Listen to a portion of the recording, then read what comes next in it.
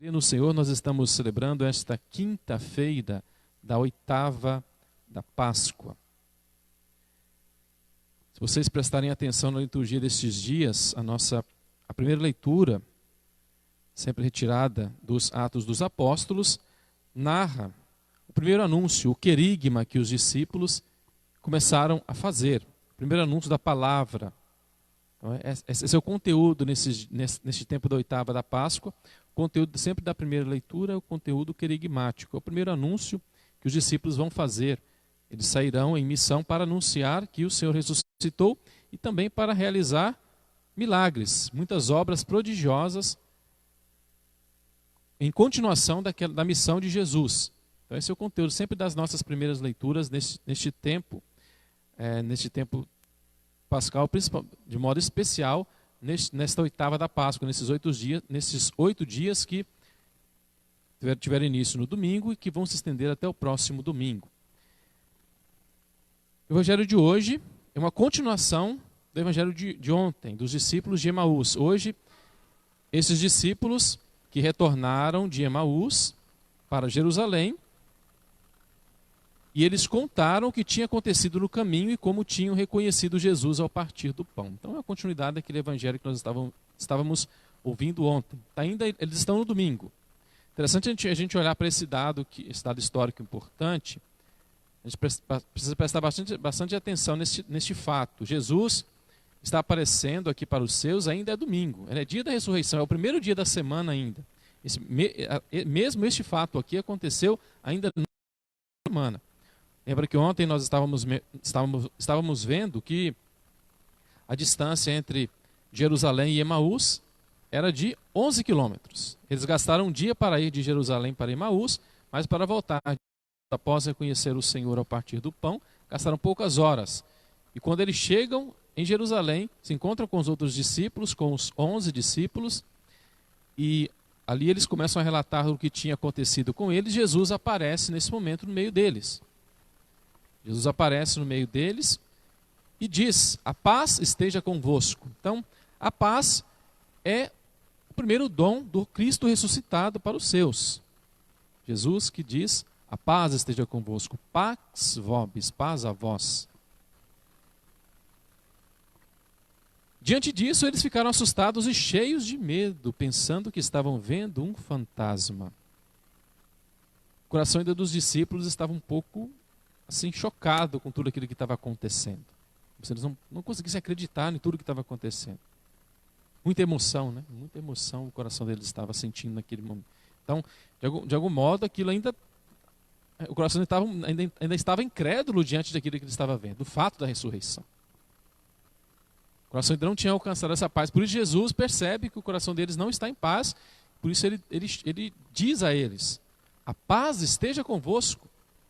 Não se angustiem, sou eu mesmo. Jesus diz: por que estáis preocupados e por que tendes dúvida no coração? Ainda os discípulos estão com o coração endurecido. Eles não conseguiram perceber a presença de Jesus mesmo, não conseguiram acreditar ainda que Jesus está ali. É muito bom para ser verdade, né, a gente diz, né? Muito bom isso para ser verdade. Parece que era um sonho que eles estavam vivendo. E não era um sonho, Jesus não era um fantasma, ele mesmo vai dizer: eu não sou um fantasma.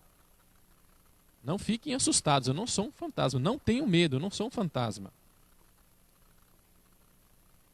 Aí Jesus vai dizer para ele: vede minhas mãos e meus pés, sou eu mesmo. Não tenho dúvida. Tocai em mim e vede. Um fantasma não tem carne nem ossos, como estáis vendo que eu tenho. Ontem eu dizia que Jesus está ressuscitado, independente se ele tivesse aparecido ou não para os seus discípulos, ele estaria ressuscitado. Mas ele escolhe aparecer para os seus, para despertar, para ressuscitar a fé dos seus discípulos. Isso também mostra que a ressurreição é um fato real, não é uma forma de dizer que Jesus continua vivo nos seus. Não, Jesus ressuscitou verdadeiramente, nós rezamos. Jesus ressuscitou verdadeiramente, aleluia. Nós rezamos na liturgia das horas nesses dias. Jesus ressuscitou verdadeiramente, como disseste, aleluia. Então a ressurreição é um fato histórico, concreto. E Jesus ressuscitou, está vivo no meio de nós. Mas eles ainda não podiam acreditar porque estavam muito alegres e surpresos. Primeiro, os discípulos não conseguiam acreditar porque estavam assustados e cheios de medo. Depois eles não conseguem acreditar porque estavam muito alegres e surpresos. Então parece são dois extremos, né? O medo, o susto, ou a alegria demais e a surpresa, tudo isso causa uma certa confusão. Então são dois extremos, né? A gente chama de um pedaço de peixe assado, ele o tomou e comeu diante deles. Depois disse-lhes: são estas as coisas que vos falei quando ainda estava convosco. Era preciso que se cumprisse tudo o que está escrito sobre mim na lei de Moisés, nos profetas e nos salmos. O fato também é que Jesus pedir um pedaço de peixe para comer, Jesus está dizendo: eu tenho um corpo, posso comer. Um fantasma também não come, espírito não come, não precisa se alimentar. Não é que Jesus precisava se alimentar, porque Jesus tinha um corpo glorioso, um corpo capaz de aparecer no meio dos discípulos, entrar num lugar fechado. Então tinha algo diferente em Jesus. E Jesus não era reconhecido imediatamente. Tinha algo novo em Jesus, porque Jesus tinha um corpo glorioso. Como é que é um corpo glorioso? Nós não sabemos.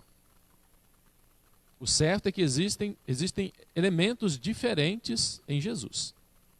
Jesus tem um corpo, Jesus, ele mesmo, ele tem os sinais da paixão, tem as chagas, que podem ser tocadas pelos discípulos, mas Jesus tem algo novo, porque Jesus tem um corpo ressuscitado.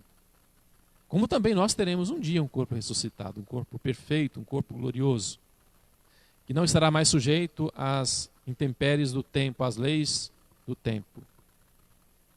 Porque é um corpo que pode adentrar o céu. Como Jesus adentrou o céu com corpo e alma. Então Jesus é real, a ressurreição de Jesus é real. Jesus não é um espírito desencarnado, como pensam os espíritas. Jesus não é um corpo, um espírito desencarnado.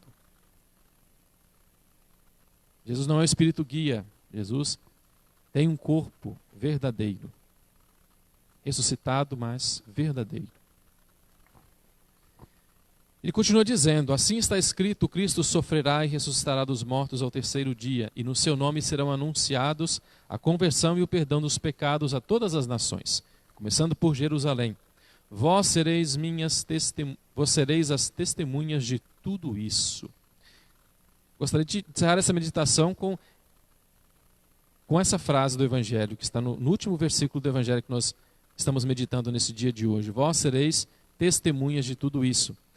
Aqui está a missão fundamental dos discípulos: serem testemunhas da ressurreição do Senhor. Neste evangelho que nós acabamos de ouvir, Judas já está morto. Então, aqui só tem 11 dos discípulos. Mas daqui a um tempo, eles irão escolher um novo discípulo. Alguém para fazer parte dos 12. Vão escolher Matias, São Matias, para fazer parte dos 12. E a missão fundamental destes homens será anunciar que o Senhor está vivo e ressuscitado.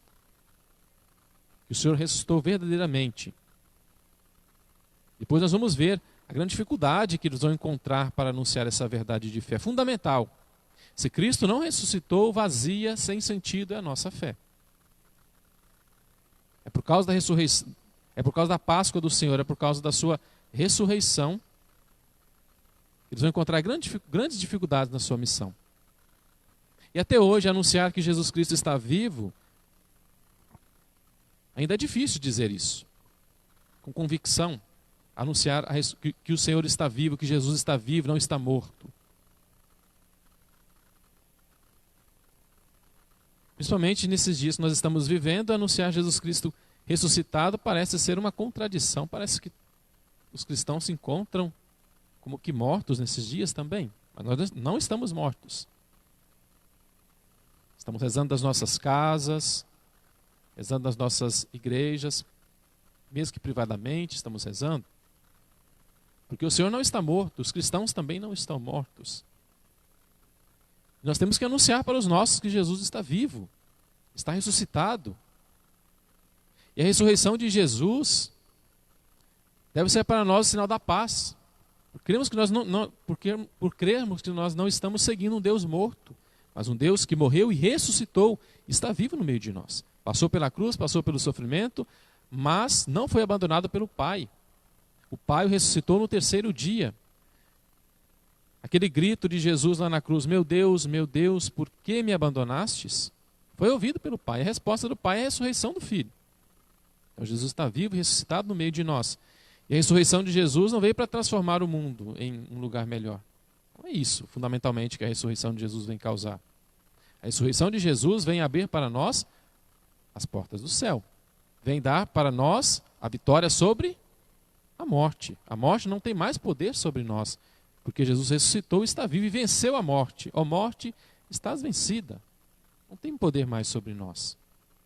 Nós possamos anunciar também, meus irmãos e minhas irmãs, essa missão que foi confiada aos 12, mas também que é confiada a todos nós, de anunciarmos ao mundo, dizemos com toda a força do nosso coração, com toda a nossa fé, que Jesus está vivo e está ressuscitado no meio de nós.